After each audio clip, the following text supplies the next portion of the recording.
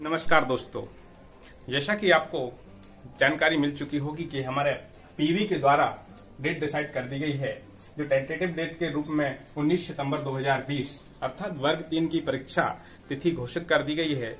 आपको यह मानकर इसकी तैयारी में लग जाना है।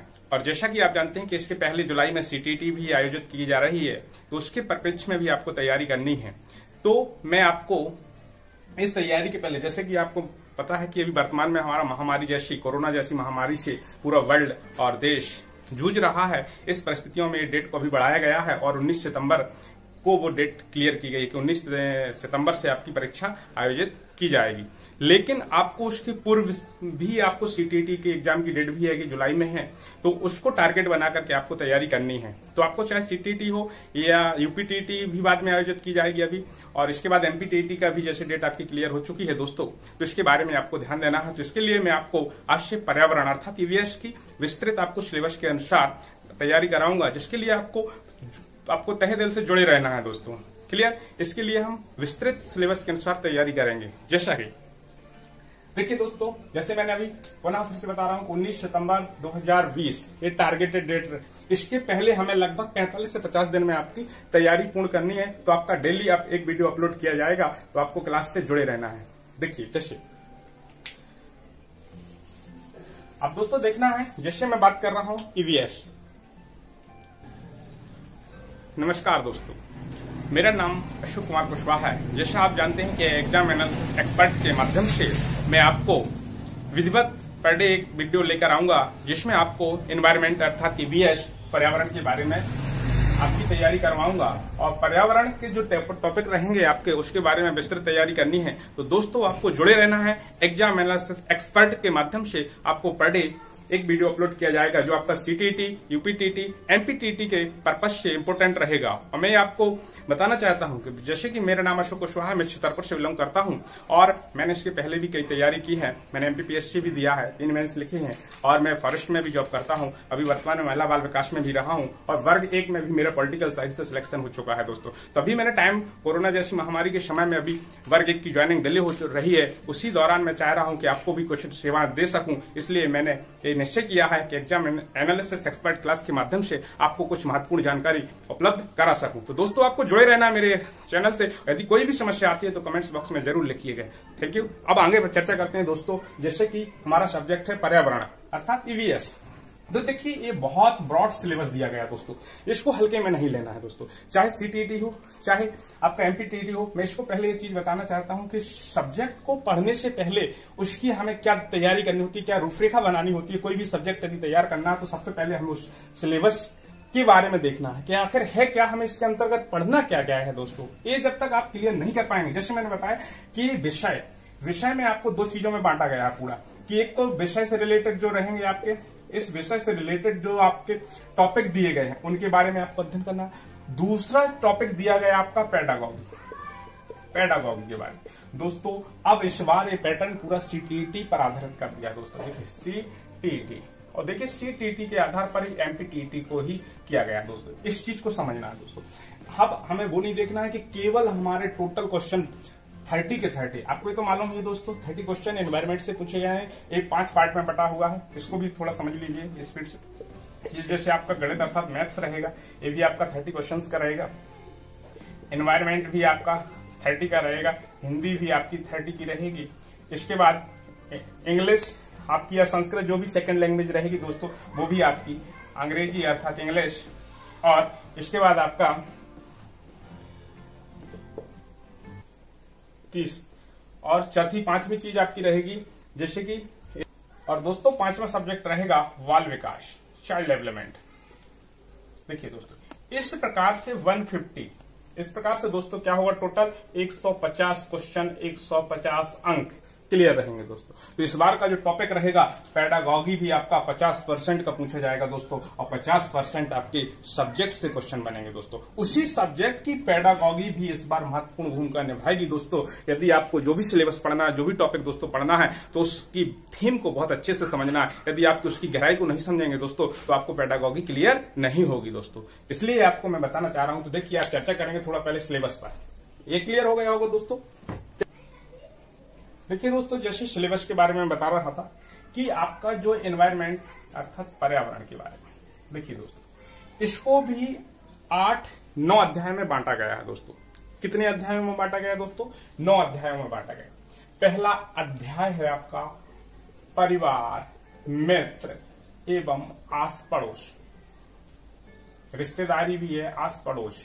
देखिए दोस्तों, इसके बारे में दिया गया। दूसरा आपका टॉपिक है खेलों के बारे में भी दिया गया है। क्लियर दोस्तों?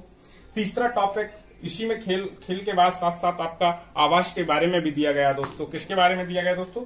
आवास। तो खेल एवं कार्य के बाद तीसरा टॉपिक रहेगा दोस्तों आवास अर्थात शेल्टर की बात कही जाएगी। अब बात आती है थोड़ा इसमें भी डिस्क्राइब कि परिवार के साथ साथ पूरा डिटेल इसका पढ़ेंगे, तो अभी मैं केवल उसके बेसिक टॉपिक बता रहा हूं। फिर आवास में भी हम पढ़ेंगे कि मनुष्यों के आवास की भी बात करेंगे, पशु पक्षियों के आवास की भी बात करेंगे, ये सारी चीज। खेल को भी हम इंटरनेशनल, नेशनल और हमारे राजकीय जो खेल रहेंगे उनके बारे में विस्तृत चर्चा करेंगे दोस्तों। इसके बाद आवास के बाद चौथा टॉपिक दिया है दोस्तों आपका कि हमारा भोजन और आदतें। हमारा भोजन और आदतें, देखिए दोस्तों, ये बहुत इंपॉर्टेंट है। अब बात आती है एनवायरनमेंट के लिए, इसमें आपको ज्योग्राफी भी पढ़नी है दोस्तों, जूलॉजी भी, बायोलॉजी भी पढ़नी है। बायोलॉजी से भी क्वेश्चन रहेंगे और आपके एनवायरनमेंट का जो इकोलॉजी, बायोडाइवर्सिटी, यहां से भी बहुत सारे क्वेश्चन दोस्तों बनेंगे। इसके बाद आपका 5वां टॉपिक दोस्तों रहेगा जैसे पानी और हवा। देखिए, पानी हवा के द्वारा प्रदूषण अर्थात संक्रमण के कौन कौन सी बीमारियां रहेंगी दोस्तों?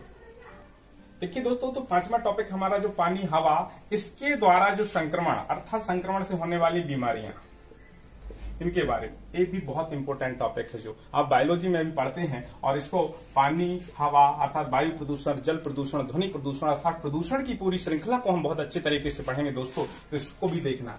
6वां टॉपिक दोस्तों जो रहेगा हमारा प्राकृतिक वस्तुएं। देखिए, प्राकृतिक वस्तुएं और उपज। देखिए दोस्तों, ये टॉपिक भी पूरे सिलेबस में 3-4 जगह आया है दोस्तों। इस प्राकृतिक वस्तु अर्थात यहां पर मैं एक चीज बताना चाह रहा हूं कि प्राकृतिक संसाधन के बारे में पढ़ेंगे। किसके बारे में दोस्तों? प्राकृतिक संसाधन को भी कई पार्ट से बांटा गया है दोस्तों। जैसे प्राकृतिक संसाधन में हम क्या क्या पढ़ेंगे उसको भी देखना है। तो प्राकृतिक संसाधन में वन संसाधन सबसे इंपॉर्टेंट है। वन संसाधन पढ़ेंगे तो वनों के बारे में, बायोडाइवर्सिटी, इकोलॉजी सिस्टम में पूरा यहां से जोड़ेंगे दोस्तों। इसके बाद जल संसाधन के बारे में भी हम पढ़ेंगे। इसके बाद दोस्तों मृदा संसाधन के बारे में, और यहीं से जो उपज है तो मृदा के साथ हम देखेंगे फसलें अर्थात उपज, इसके बारे में भी डिस्क्रिप्ट अध्ययन करेंगे दोस्तों। तो इसको भी हमें देखना दोस्तों। 7वां टॉपिक जो हमारा दिया है मानव निर्मित साधन। मानव निर्मित साधन दोस्तों, तो देखिए मानव के द्वारा क्या क्या डेवलप किए गए हैं उनके बारे में देखना है। जैसे वनों से कटाई, शहरीकरण, ग्लोबल वार्मिंग, ये सारी चीजें जो समस्याएं रहेंगी, ओजोन परत, उसके बारे में भी देखें। 8वां अध्याय दोस्तों, ये बहुत टेक्निकल पार्ट है, अंतरिक्ष विज्ञान के बारे में देखना है। किसके बारे में दोस्तों? अंतरिक्ष विज्ञान के बारे में। तो इसको भी हम बहुत डिटेल से चर्चा करेंगे। और 9वां टॉपिक दोस्तों रहेगा जो पेडागॉजी का अर्थात पेडालॉजी का रखें। इसके अंतर्गत भी हम जो टॉपिक पढ़ेंगे उन सारे अध्यायों की हम पेडागॉजी कंप्लीट करेंगे। ये तो रहेगा दोस्तों सिलेबस के बारे में जो मैंने चर्चा की है। क्लियर हुआ दोस्तों? तो इस सिलेबस को आपको मैं बताना चाह रहा हूं दोस्तों कि तैयारी करने का मूल मंत्र ही होता है कि हमें कोई भी यदि करना है तो 5 टॉपिक के आपको 5 सिलेबस की कॉपी आपको अपनी टेबल पर रखना है, तभी दोस्तों इसके लिए कोई भी एग्जाम हम क्रैक कर सकते हैं दोस्तों। इसलिए एक कुछ बेसिक क्लास में मैं बता रहा हूं, आज फर्स्ट डे है इसलिए मैं आपको बेसिक जानकारी दे रहा हूं कि यदि सिलेक्शन लेना है दोस्तों तो सिलेक्शन लेने के लिए ये सारी चीजें होती हैं और हमें सिलेबस के अनुसार ही तैयारी करनी है। अंधी पढ़ाई नहीं करनी है कि आपने कहा पर्यावरण तो पर्यावरण की कोई भी किताब उठाई और पढ़ना चालू करिए दोस्तों। तो आपको इस सिलेबस पे जाना है। यदि आपको एमपीटीईटी, देखिए तो एमपीटीईटी वर्ग 3 यदि क्वालिफाई करना तो आपको सिलेबस से बाहर नहीं भटकना है दोस्तों। किताबें आपको बहुत भटकाएंगी, इसलिए आपको इसी को, और मैं कह रहा हूं आपको गारंटी दिला रहा हूं दोस्तों, 45 से 50 दिन में आपका ये सिलेबस कंप्लीट कराऊंगा दोस्तों। क्लियर? इसके बाद देखेंगे आगे क्लास के टॉपिक पर चर्चा करेंगे। देखिए दोस्तों, अब मैं टॉपिक की चर्चा करूंगा। आज से अब पहला क्लास आपकी चालू हो रही है और पहली क्लास में मैं सबसे पहला टॉपिक हमारा दिया गया परिवार। कौन सा दोस्तों? परिवार। देखिए, तो पर्यावरण के अंतर्गत पहला जो टॉपिक दिया है सिलेबस के अनुसार आपका पहला टॉपिक है परिवार। अब देखिए दोस्तों, ये टॉपिक आपका चाहे एमपीटीईटी हो, सीटीईटी हो या आपका यूपीटीईटी हो, हर एग्जाम में यहाँ से क्वेश्चन बनते हैं और ये आपको बहुत अच्छे से पढ़ना है दोस्तों। जैसे कि सभी लोग परिवार एक मूलभूत इकाई के रूप में है, तो परिवार को समझना है कि परिवार कैसे आया। देखिए, परिवार को अंग्रेजी में हम क्या कहते हैं दोस्तों? फैमिली। इसको समझना है दोस्तों। अब बात आती है दोस्तों परिवार कहां से लिया गया? अंग्रेजी के अर्थात लैटिन भाषा के फैमुलस। फैमुलस किस शब्द से बना है दोस्तों? लैटिन भाषा के फैमुलस। थोड़ा इसकी बेसिक चर्चा करूंगा दोस्तों। परिवार शब्द है, परिवार शब्द की उत्पत्ति कहां से हुई? लैटिन भाषा के फैमुलस। फैमुलस का अंग्रेजी रूपांतरण फैमिली होता है दोस्तों, और फैमिली को हम क्या कहते हैं दोस्तों? परिवार कहते हैं। अब बात आती है इसका अर्थ। क्या दोस्तों? ये अर्थ पूछ लिया जाता है पेपर में कि फैमुलस का अर्थ क्या है। तो इसमें फैमुलस के बारे में होता है पति पत्नी, पति पत्नी, नौकर एवं अविवाहित बच्चे। अविवाहित बच्चे भी इसमें शामिल किए जाते। अविवाहित बच्चे। देखिए दोस्तों, तो यदि आपसे पूछ लिया जाए कि फैमुलस लैटिन भाषा का शब्द है, इसको अंग्रेजी में फैमिली कहते हैं, फैमिली को परिवार, और परिवार इसका अर्थ भी पूछा जाएगा तो इसमें पति पत्नी बच्चे और नौकर को इसमें शामिल किया गया। ये तो ही लैटिन भाषा के बारे में जाना। दोस्तों इसको यूरोपीय देशों में भी अलग अलग नाम से जाना जाता है। किन देशों में दोस्तों? यूरोपीय देश। अक्सर जैसे इंग्लैंड की बात करें, कहां पर दोस्तों? इंग्लैंड की बात करते हैं, तो इंग्लैंड में इसको हाउस होल्ड फैमिली के रूप से जाना जाता है। हाउस होल्ड फैमिली अर्थात हाउस होल्ड परिवार के रूप में जाना जाता है। अब यहां से भी पूछ लिया जाए कि हाउस होल्ड के रूप में परिवार को कहां जाना जाता है दोस्तों? इंग्लैंड में जाना जाता है। किन देशों में जाना जाता है दोस्तों? यूरोपीय देशों में जाना जाता है। कहां पर दोस्तों? यूरोपीय देशों में जाना जाता है। तो इसके बारे में भी आपको समझना है। अब इसके बाद डिटेल चर्चा करूंगा परिवार के बारे में। ये चीज क्लियर हुई दोस्तों? चलिए आगे देख रहे हैं। अब परिवार को किन किन रूपों में जाना जाता है, जैसे कि परिवार की वैश्विक विशेषताओं के बारे में भी चर्चा करूंगा।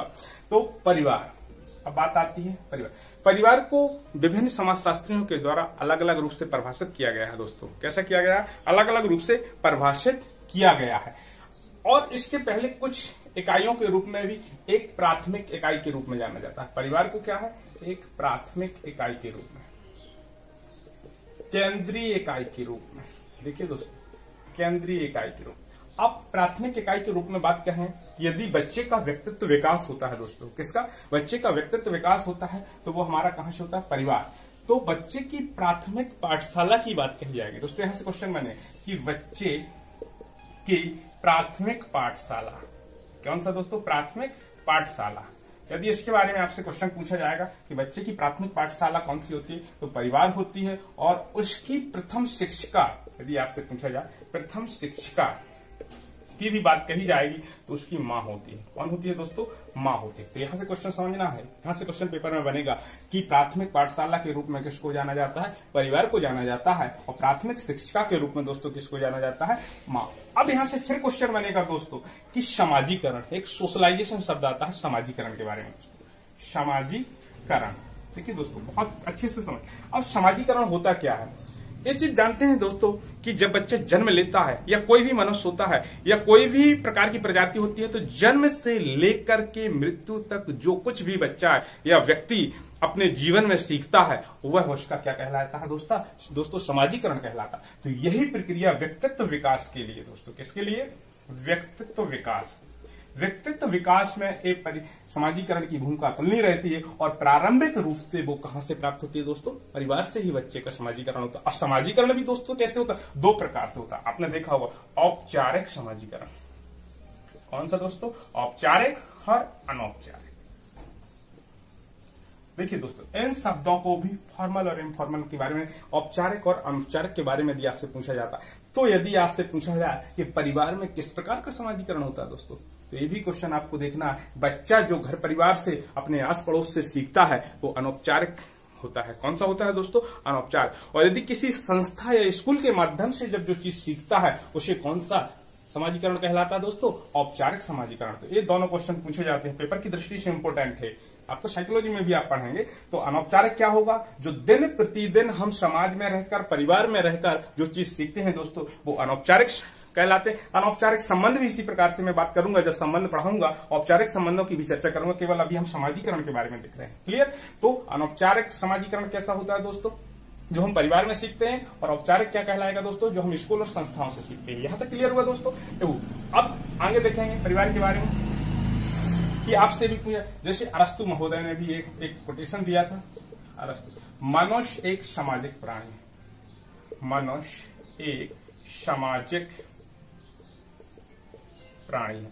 तो ये कोटेशन भी पूछ लिया जाता है, मनुष्य क्या है, एक सामाजिक प्राणी। अब यहां से क्वेश्चन फिर बनेगा कि समाज अर्थात समाज की केंद्रीय इकाई के रूप में, अभी मैंने एक शब्द कहा था केंद्रीय इकाई के रूप, तो परिवार क्या है, समाज की केंद्रीय इकाई के रूप में होता है। अर्थात छोटी छोटी परिवार की इकाइयों से मिलकर ही किसका निर्माण होता है दोस्तों, समाज। अर्थात सामाजिक संस्था की एक केंद्रीय इकाई के रूप में भी क्या होती है दोस्तों, परिवार होती है। तो ये भी आपको पेपर में पूछी जाएगी। क्लियर हुआ दोस्तों, ये कुछ बेसिक थी। अब देखिए यहां से कुछ परिभाषाओं से भी क्वेश्चन पूछे जा सकते हैं दोस्तों। परिभाषा किसके है, परिभाषा। जैसे पहली परिभाषा है हमारे समाजशास्त्री मैकाइवर एंड पेज ने, मैकाइवर एंड पेज के द्वारा दी गई है। तो उनके द्वारा देखिए शब्दों का खेल है दोस्तों, केवल हमें पूरी परिभाषा को याद नहीं करना है, न रटना है, न पेपर में याद रहती है दोस्तों, पूरी परिभाषा नहीं। अब उसकी शब्दावली को थोड़ा देखिए, इसके शब्दों को। इन्होंने कहा है कि परिवार एक ऐसा समूह है दोस्तों, क्या कहा है, परिवार एक ऐसा समूह है जो, अब शब्दों पर गौर करना, जो यौन संबंधों पर, यौन संबंधों, देखिए दोस्तों फिर से बता रहा हूं, परिवार एक ऐसा समूह है, ये किसके द्वारा परिभाषा दी गई है, मैकाइवर पेज के द्वारा दी गई है दोस्तों, जो यौन संबंधों पर आधारित हो, इसका आकार छोटा हो, आकार छोटा हो दोस्तों, और बच्चों के लालन पालन की भी जिम्मेदारी होती है, बच्चों के जन्म और लालन पालन, बच्चों के जन्म, लालन और पालन की व्यवस्था किसमें की जाती है दोस्तों, परिवार। तो क्लियर हुआ दोस्तों, याद हो गई होगी सभी को परिभाषा कि यौन संबंध, आकार छोटा होता है, बच्चों का जन्म, लालन पालन की व्यवस्था जब की जाती है वह परिवार होता है। और ये परिवार की डेफिनेशन किसके द्वारा दी गई है दोस्तों, मैकाइवर पेज के द्वारा दी गई। दोस्तों दूसरी परिभाषा भी हम देखेंगे कि जैसे इलियट मेरिल के अनुसार, किसके द्वारा दोस्तों, इलियट मेरिल के अनुसार, ये समाजशास्त्री हुए कि इलियट मेरिल के अनुसार उन्होंने कहा है कि माता पिता और बच्चे, क्या है दोस्तों, माता पिता बच्चे, ये सभी मिलकर एक सामाजिक संगठन का निर्माण करते हैं, सामाजिक संगठन का निर्माण करते हैं। तो इसे उन्होंने क्या परिभाषा दी, तो इस चीज को समझना, सामाजिक संगठन, माता पिता और बच्चे मिलकर एक सामाजिक संगठन का निर्माण करते हैं। एक इनके द्वारा दोस्तों दी गई है, इलियट मेरिल के अनुसार दी गई है। इसके बाद एक इंपोर्टेंट परिभाषा आती है लूसी मेयर की। किसकी है दोस्तों, लूसी मेयर। लूसी मेयर ने भी दोस्तों बताया है परिवार एक गृहस्थ समूह है। अब गृहस्थ समूह, इसको दोस्तों समझना, परिवार एक गृहस्थ समूह है। देखिए दोस्तों इस शब्द को पकड़ना दोस्तों, पूरी परिभाषा कभी याद नहीं रहेगी, शब्द को समझना है कि लूसी मेयर ने क्या कहा, परिवार एक गृहस्थ समूह है। क्या है, गृहस्थ समूह को आप याद रखेंगे दोस्तों, तो ये रहेगी कि गृहस्थ समूह की किसने डेफिनेशन दी थी दोस्तों, लूसी मेयर के द्वारा दी गई है। तो ये भी याद रखना, या जिसमें माता पिता और उनकी संतान साथ साथ रहते हैं, इसके साथ जिसमें उनके माता पिता संतान साथ साथ रहते हैं, बस ऐसा। तो आपको ये पूरी डेफिनेशन याद रहे ना रहे, यदि गृहस्थ समूह आपने पकड़ लिया तो वो परिभाषा किसकी है दोस्तों, लूसी मेयर की। इस प्रकार से परिभाषाओं को याद किया जाता है दोस्तों, पूरी रटी नहीं जाती। ये दो परिभाषाएं और बता रहा हूं दोस्तों, ये क्लियर हुआ। इसके देखिए दोस्तों चौथी परिभाषा H.C. कूले, H.C. कूले के अनुसार, देखिए इनकी परिभाषा भी बहुत इंपॉर्टेंट है दोस्तों, जो पेपर में पूछी जा सकती है। इन्होंने परिवार को प्राथमिक समूह, देखिए इन्होंने क्या कहा है दोस्तों, इन्होंने परिवार को प्राथमिक समूह। अब देखिए दोस्तों कूले की परिभाषा में यदि आ जाए कि इन्होंने परिवार को प्राथमिक समूह के रूप में कहा है, किसके द्वारा कहा गया है, H.C. कूले के अनुसार कहा गया है। और इन्होंने इसी के साथ साथ एक शब्द आ जाती है कि मानव प्रकृति की नर्सरी है, मानव प्रकृति की नर्सरी है, मानव प्रकृति की नर्सरी, या पोषका शब्द भी यूज किया गया, पोषका है। तो देखिए यदि इन शब्दों को आपने पकड़ लिया कि परिवार के बारे में किसने कहा है, परिवार, इन्होंने परिवार को प्राथमिक समूह अर्थात मानव प्रकृति की नर्सरी या पोषका के रूप में किसने परिभाषित किया है दोस्तों, H.C. कूले के द्वारा परिभाषित किया गया है। एक लास्ट डेफिनेशन से कर्वे के अनुसार, किनके अनुसार दोस्तों, कर्वे के अनुसार। और रावती कर्वे का नाम हम संयुक्त परिवार में पुनः देखेंगे, लेकिन ये याद आए कि भारत में यदि परिवार की चर्चा की जाती है तो भारत में परिवार कैसा होता है, एक संयुक्त परिवार के रूप में परिभाषित किया। भारत को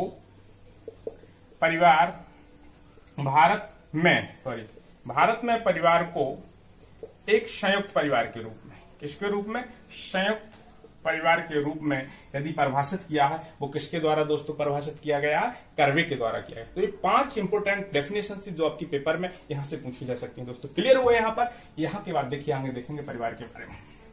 देखिए दोस्तों, अब पुनः मैं मैकाइवर पेज की चर्चा करूंगा। देखिए मैकाइवर एंड पेज, देखिए इन्होंने अपनी पुस्तक क्या है, मैकाइवर पेज ने अपनी वर्क्स में, अब उनकी वर्क्स कौन सी है? सोसाइटी। देखिए दोस्तों, ये पूछी जा सकती है। मैकाइवर पेज ने अपनी पुस्तक सोसाइटी, कौन सी किताब है इनकी? सोसाइटी में परिवार की 8 विशेषताओं का उल्लेख किया। कितनी विशेषताओं का दोस्तों? 8 विशेषताओं का उल्लेख किया है, परिभाषित की गई है। यदि आ जाए कि मैकाइवर पेज, सीधा सीधा क्वेश्चन आपका दोस्तों ये पूछा जाएगा कि मैकाइवर पेज ने परिवार की कितनी विशेषताएं, याद रखना है दोस्तों, पेपर में पूछी जाते हैं। आजकल जो क्रिटिकल क्वेश्चन बनेगा इसी प्रकार से बनता है कि परिवार की कितनी, मैकाइवर पेज के द्वारा कितनी विशेषताएं बतलाई गई हैं दोस्तों? 8 विशेषताएं बतलाई गई हैं दोस्तों। अब 8 विशेषताओं के बाद भी आपको अब 8 विशेषताएं याद करना कठिन होता है दोस्तों। क्या वो विशेषताएं कैसे याद रखें? देखिए इसको मैं एक सूत्र के माध्यम से बताना चाह रहा हूं। जैसे सभा सीमित है। देखिए दोस्तों, इस लाइन को पकड़ना है। सभा सीमित हो, जैसे अब कोई भी आपको सभा करनी है, मैंने बताया सभा सीमित हो, और इसके बाद आ जाता है केंद्रीय उत्तरदायित्व का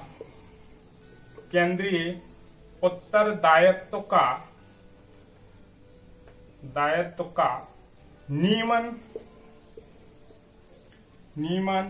निर्माणात्मक प्रभाव। देखिए दोस्तों, अब समझना इस लाइन को। सभा सीमित हो, केंद्रीय उत्तरदायित्व का नियमन निर्माणात्मक प्रभाव स्थायी व अस्थायी हो। स्थायी और अस्थायी हो। देखिए दोस्तों, यदि इस लाइन को समझ लिया दोस्तों तो आपको 8 परिभाषाएं याद हो जाएंगी दोस्तों। देखिए दोस्तों, इसको एक बार फिर से मैं बता, 8 परिभाषाओं के बारे में मैंने लिख दिया। सभा सीमित हो, केंद्रीय उत्तरदायित्व का नियमन निर्माणात्मक प्रभाव स्थायी और अस्थायी होते। देखिए सा से सार्वभौमिकता दोस्तों, इसको समझना है। सा से सार्वभौमिकता तो परिवार की एक ऐसी विशेषता होती है। सार्वभौमिकता के बारे में थोड़ा समझेंगे दोस्तों। सार्वभौमिकता क्या है? यूनिवर्सल की बात कही गई। तो चाहे समाज कैसा भी रहा हो, चाहे समाज आदिम हो, चाहे प्राचीन हो, चाहे आधुनिक हो, सभी में परिवार जैसी संस्था अस्तित्व में रही है दोस्तों। इसलिए सार्वभौमिकता की बात कही गई। सेकंड डेफिनेशन भावनात्मक आधार। देखिए दोस्तों, तो यहीं से निकल के आ गई भावनात्मक आधार। तो प्रत्येक परिवार के सदस्यों के बीच हम की भावना विद्यमान होती है। क्या होती है दोस्तों? हम की भावना विद्यमान होती है, इसलिए भावनात्मक आधार भी होता है। इसके बाद सीमित आकार दोस्तों, तीसरी विशेषता क्या रहेगी? सीमित आकार की बात कही गई। चौथी विशेषता समाज में दोस्तों, समाज में कैसी रहेगी? केंद्रीय स्थिति। परिवार की कैसी? समाज में केंद्रीय स्थिति। देखिए दोस्तों, इसके बाद केंद्रीय स्थिति का उत्तरदायित्व। परिवार के प्रत्येक सदस्य का उत्तरदायित्व भी एक निर्धारित होता है। छठवीं नियमन अर्थात सामाजिक नियमन मतलब होता है, देखिए दोस्तों इस शब्द को समझना है। नियमन जैसे कि परिभाषा मैंने दिया, नियमन से सामाजिक नियमन अर्थात परिवार, समाज में जब व्यक्ति रहता है तो व्यक्ति समाज में रहकर परिवार के नियमों का पालन करता है, प्लस समाज के नियमों कानूनों का पालन करना होता है, अर्थात ये भी महत्वपूर्ण विशेषता होती है। इसके बाद निर्माणात्मक प्रभाव या रचनात्मक प्रभाव की भी बात कही गई है। तो निर्माणात्मक प्रभाव या रचनात्मक प्रभाव, देखिए दोस्तों इस रचनात्मक। इसके बाद 8वां इंपोर्टेंट है, निर्माणात्मक और रचनात्मक की बात कही गई है दोस्तों। तो इसके बारे में भी मैं बताना चाहता हूं कि निर्माणात्मक या रचनात्मक प्रभाव कैसे कहेंगे। जैसे कि परिवार होता है तो एक निश्चित आकृति के बाद बदलता रहता है, उसमें निर्माण होना और रचनात्मक प्रभाव होते रहते हैं। जैसे बात करते हैं आप कि एक वृद्ध एज का व्यक्ति होगा, वो धीरे धीरे एक्सपायर होगा, मृत्यु की ओर होगा। अगला जन्म लेकर के जो हमारा वैवाहिक संबंधों के आधार पर परिवार की उत्पत्ति होती है, बच्चा जन्म लेगा, जन्म के बाद फिर संतान उत्पत्ति होती है। तो इस प्रकार से एक रोटेट होता रहता है परिवार, तो उसका भी निर्माण और संरचनात्मक प्रभाव की बात। इसके बाद बात आती है स्थायी और अस्थायी की। थोड़ा देखना दोस्तों, एक परिभाषा इंपोर्टेंट विशेषता है स्थायी और अस्थायी। जैसे जब कोई परिवार का सदस्य तलाक ले लेता है, मृत्यु हो जाती है या उसका त्याग कर देता है, तो वहां से उसकी सदस्यता खत्म हो जाती है, अर्थात अस्थायी रूप में होगा।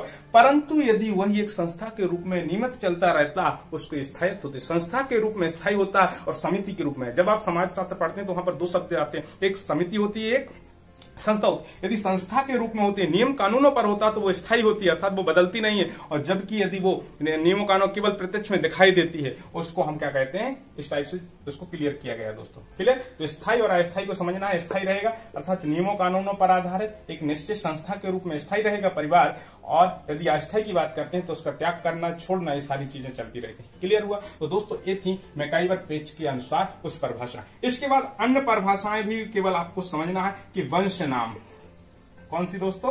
वंश नाम की एक विशेषता होती है।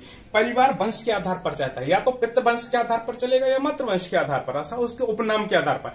जैसे कि ज्यादातर हम भारत के परिवारों की बात करेंगे तो भारत में परिवार किस आधार पर चलते हैं? पितृवंशी परिवार ज्यादा पाए जाते हैं, मातृवंशी परिवार कुछ ही। अभी मैं क्लासिफिकेशन बताऊंगा दोस्तों परिवार का, तो वहां पर देखेंगे दोस्तों। क्लियर हुआ? तो ये कुछ परिभाषाएं थी। अब इसके बाद अगला टॉपिक रहेगा दोस्तों इसी में परिवार का प्रकार। देखिए दोस्तों, तो जैसे कि हमने अभी मैकाइवर पेज की 8 विशेषताओं के बारे में पढ़ा है, और ये आज की क्लास यहां तक के लिए कंप्लीट की जाती है दोस्तों, और इसके बाद हम आगामी क्लास में मिलेंगे। लेकिन दोस्तों आपको याद रखना है कि जो भी इस क्लास में आपने पढ़ा है, जो भी आपको समझ में नहीं आया, उसको कमेंट्स बॉक्स में जरूर लिखें, ताकि कल मैं आपको सबसे पहले क्लास में आकर के आपके डाउट क्लियर करूं, और डाउट के बाद आपको जो भी समस्या हो क्लास से संबंधित, तो आप यहां पर मेरे कमेंट्स बॉक्स में जरूर लिखिए।